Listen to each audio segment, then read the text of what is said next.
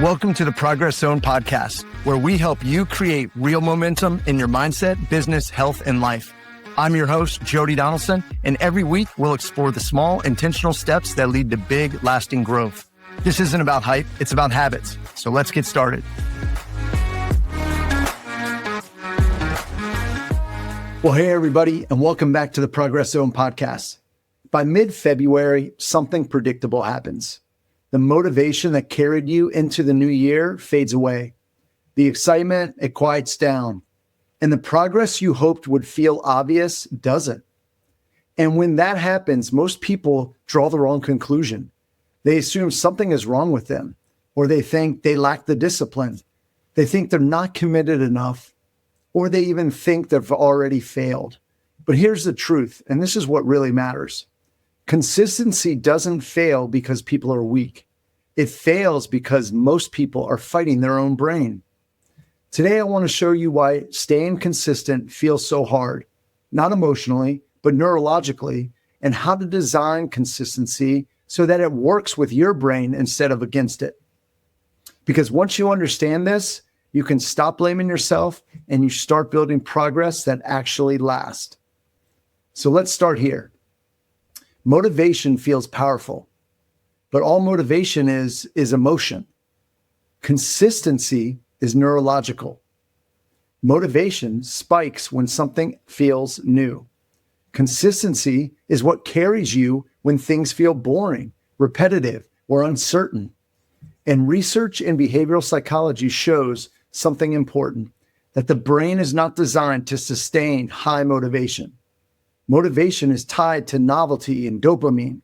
When something is new, dopamine spikes. When it becomes familiar, dopamine drops, even if the behavior is good for you. That's why the first few weeks feel easier than the ones that follow. Nothing is wrong with you. Your brain is doing exactly what it was designed to do. This is where most people lose that momentum. They mistake the absence of motivation for failure. But motivation fading is not a warning sign. It's a transition point. It's the moment where progress shifts from emotion to structure. And if you don't make that shift, consistency collapses. Here's another critical piece most people don't understand. The brain hates open loops. Psychologists call this cognitive load, the mental weight of unfinished tasks, unresolved decisions, and unclear expectations. When you pile on too many habits or too many rules or too many goals, your brain doesn't interpret that as ambition. It interprets it as a threat. And when the brain feels threatened or overloaded, it does one thing really well. It shuts down effort. This is why people feel mentally exhausted trying to do everything the right way. It's not laziness. It's just overload. There's also something called decision fatigue, studied extensively by psychologist Roy Baumeister. The more decisions you force your brain to make in a day, the weaker your ability to follow through becomes. So when people say, I just don't have the discipline anymore, what they're really experiencing is depleted decision-making capacity. That's why adding more habits almost always backfires. Consistency doesn't collapse from the lack of desire. It collapses from too many decisions. This is why consistency must be designed, not demanded. And this is where most advice goes wrong. People design habits for ideal days, days where they may have more energy, days where they have a lot of time, or days without stress. But as we all know, that is unrealistic, and the brain doesn't live in ideal conditions. The brain operates under stress, distraction, and limited bandwidth. So when habits only work on perfect days, they're not habits, they're just wishes. So here's the reframe that changes everything. Consistency is not about willpower. It's about reducing friction and protecting neural energy. High performers don't stay consistent because they never miss. They stay consistent because they recover so quickly. They don't restart, they just continue. And that matters more than anything else. So let's talk for a moment about what actually builds consistency from a neuroscience standpoint. First, repetition beats intensity. Studies on habit formation show that the brain strengthens neural pathways through frequency, not force. So in other words, doing something small repeatedly builds stronger habit loops. Doing something intense inconsistently does not. Your brain doesn't reward you for effort. It rewards you for repetition. That's why lowering the bar isn't lowering your standards. It's aligning with how habits actually form. Second, small wins matter more than big goals. This ties to dopamine again. Dopamine is released not just for achievement, but for progress, especially progress that feels achievable. When goals are too large or rigid, the brain doesn't register progress. When actions are small and repeatable, dopamine reinforces the behavior. This is why consistency thrives on small, boring actions. Boring is sustainable, and something sustainable compounds greatly.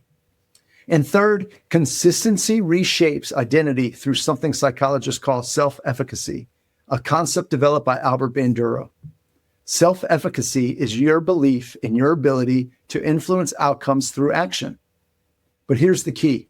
Self-efficacy is built through action, not confidence. You don't feel confident, then act. You act, then confidence follows. Every time you show up, even imperfectly, you reinforce the belief, I can keep promises to myself. And that simple belief is what keeps people in the game for the long run. Now let's address the biggest consistency killer of all, and that is judgment. When people miss something once, they don't just miss a habit. A lot of times they attach meaning to it. Things like, I always do this, or why can't I stay consistent? Or why did I even try? That negative self-talk activates stress responses in the brain, which further impairs focus, memory, and follow-through. Judgment doesn't correct behavior. It just shuts it down. This is why the most consistent people don't dramatize setbacks. They just normalize recovery. So here's the real definition of consistency, and this is important. Consistency is not never falling off. Consistency is shortening the gap between falling off and getting back on. That's it. If you master that alone, you will outperform people who rely on motivation every single time. So let's make this more practical. If consistency has been hard lately, don't ask, how do I do more? Ask yourself, how do I make this easier on my brain? Here are 3 shifts that work because of how the brain operates. First, choose one anchor habit, not 5, not a full reset, just one behavior that stabilizes your system. Why does this work? Because reducing scope lowers cognitive load and decision fatigue. When one thing is non-negotiable, everything else feels lighter. Second, design for recovery, not perfection. Plan for disruption in advance. So ask, what does continuing look like if I miss just once? Because the brain interprets restarting as failure, but continuing as resilience. So this keeps identity intact. And third, measure success behaviorally, not emotionally. Don't ask, do I feel motivated? Ask, did I show up in some shape or form? Your feelings will fluctuate, but neural pathways strengthen through action. Progress follows structure, not your mood.